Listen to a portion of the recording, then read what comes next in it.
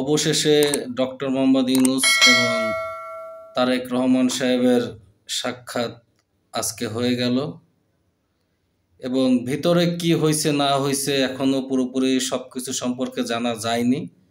তবে একটা জিনিসই বেশি মানে সামনে আসছে, সেটা হচ্ছে নির্বাচন। আর যা হোক, ডিসেম্বরে নির্বাচন হচ্ছে না, এটা কনফার্ম। এবং বিএনপিও আর লাফালাফি করতে পারতেছে না ডিসেম্বরে নির্বাচনের জন্য, এবং ওদের কষ্ট করে আন্দোলনও নামা লাগতেছে না। ঠিক আছে, এখন কাহিনী হচ্ছে যে তাহলে নির্বাচন কবে, এটাই তো।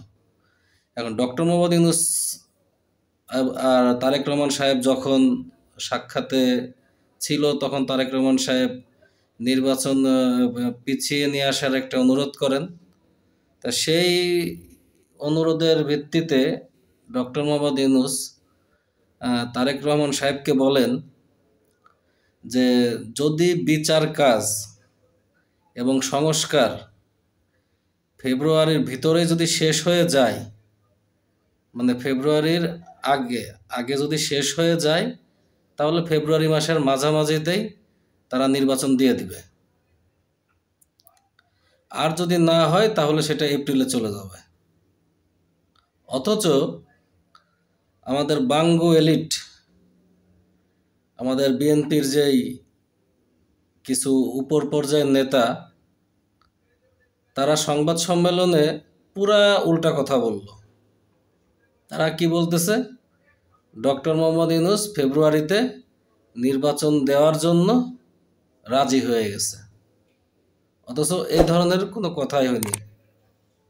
সে বলছে যদি সংস্কারের বিচার টাইম মতো হয়ে যায় তাহলে সে ফেব্রুয়ারি মাসে নির্বাচন দিয়ে দিবে, আর না হলে 2 মাস পিছাবে।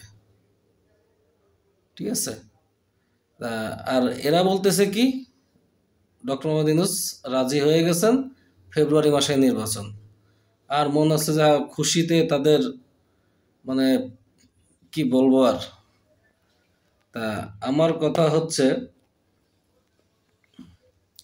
নির্বাচন করে এত পাগল কেন? 2 ঘন্টার একটা সাক্ষাৎ হয়েছে, এখানে কি শুধু কি নির্বাচনের কথাই হয়েছে? আমার তো মনে হয় না, এখানে নির্বাচনের কথা হয়নি। এখানে ইন্টারনালেও অনেক কিছু হয়েছে, সেই কথাগুলো মিডিয়ার সামনে এখন পর্যন্ত আসে নাই, যার কারণে খসরু সাহেবের মনটা খুব খারাপ। অনেকে আজকে আবার ইউটিউবে দেখলাম যে আর্মির এক সাবেক সেনা কর্মকর্তা, সম্ভবত মেজর সে হবে, সে বলতেছে যে আমি সব থেকে বেশি খুশি হব যদি খসরু সাহেব ওই মিটিংয়ে অ্যাটেন্ড না করে। কারণ তার মতো মানুষ যদি ওই মিটিং অ্যাটেন্ড করে, তাহলে ইন্টারনালি যদি কোনো কথাবার্তা হয় বাংলাদেশের স্বার্থে, যেই সব কথাবার্তা, সেই কথাবার্তাগুলো তার মাধ্যমে বাইরের মানুষ, ইন্ডিয়া সব জেনে যাবে। এই একটা আতঙ্ক তার মনের ভিতরে, সেটা প্রকাশ করছে।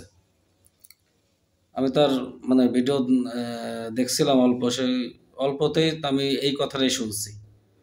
আমার কথা হচ্ছে, এই সাক্ষাতে যেহেতু যেই ব্যক্তিগুলা সম্পর্কে, বিএনপির যে নেতা আগের সম্পর্কে এত মানে এই কয়দিন ধরে একটা বিতর্কিত মনোভাব, যেমন মনে করেন যে এই খসরু সাহেব, মির্জা ফখরুল ইসলাম আলমগীর, মির্জা আব্বাস, এবং সব থেকে মানে কি বলবো আর, দালাল চাটুকার একটা 3rd ক্লাস মার্কা লোক ফজলুর রহমান।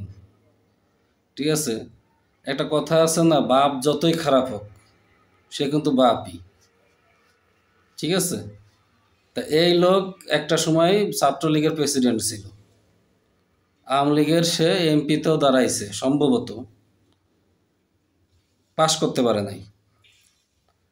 এখন সে বিএনপির উপদেষ্টা হয়েছে, কিন্তু সে আওয়ামী প্রীতি তার মনের ভিতর থেকে এখনো যায়নি।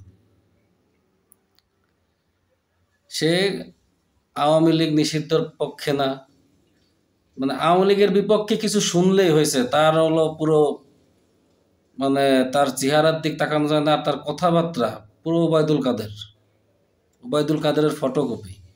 সমালোচনা সহ্য করতে পারে না। এরা আবার কিসের নেতা? কয়দিন আগে এক মানে সম্ভবত সাগর ভাইয়ের ইসে এক প্রবাসী এক ভাইকে যা মন চাইলো তাই বলল, যেটা আগে আওয়ামী লীগের লোকজন করতো টকশোতে বসে। তো ওর ভিতরে তো এটা রক্ত বলে একটা কথা আছে। ফজলুর রহমানের ভিতরে সেই আওয়ামী রক্ত এখনো থেকে গেছে। আওয়ামী লীগকে ভুলতে পারে না সে।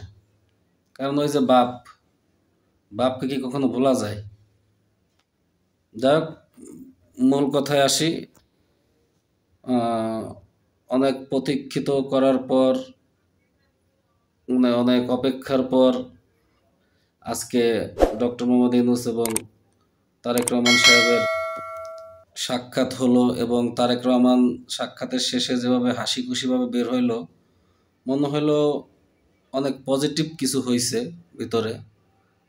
শুধু নির্বাচন নিয়েই কথা হয়নি, আরও অনেক কিছু নিয়ে কথা হয়েছে। সেগুলো আস্তে আস্তে জানতে পারবো এবং আপনাদেরকে জানাইতেও পারবো। আর এই সাক্ষাৎটা খুবই জরুরি ছিল। বাংলাদেশের নতুন বাংলাদেশ গড়ার ক্ষেত্রে এই সাক্ষাৎটা খুবই দরকার ছিল, এবং বাংলাদেশের মানুষ সবাই খুশি এই সাক্ষাৎটার পরে, এবং তাদের প্রতি একটা ভরসা কাজ করতেছে। এবং এর সাথে সাথে তারেক রহমান সাহেবেরও একটা ইমেজ অন্য পর্যায়ে চলে গেল আজকে, ঠিক আছে? এবং তার রাজনৈতিক ক্ষেত্রে এটা অনেক বড় একটা প্লাস পয়েন্ট, যেহেতু সে নেক্সট প্রধানমন্ত্রী হবে বাংলাদেশের। এই জন্য তার জন্য এটা অনেক গুরুত্বপূর্ণ একটা সাক্ষাৎ ছিল, ঠিক আছে? যাই হোক, আমার শুধু একটাই কথা, বিএনপির হাই কোয়ালিটির নেতারা আজকে চুপ, কারোর মন খারাপ, কারো চেহারার দিকে তাকানো যাচ্ছে না।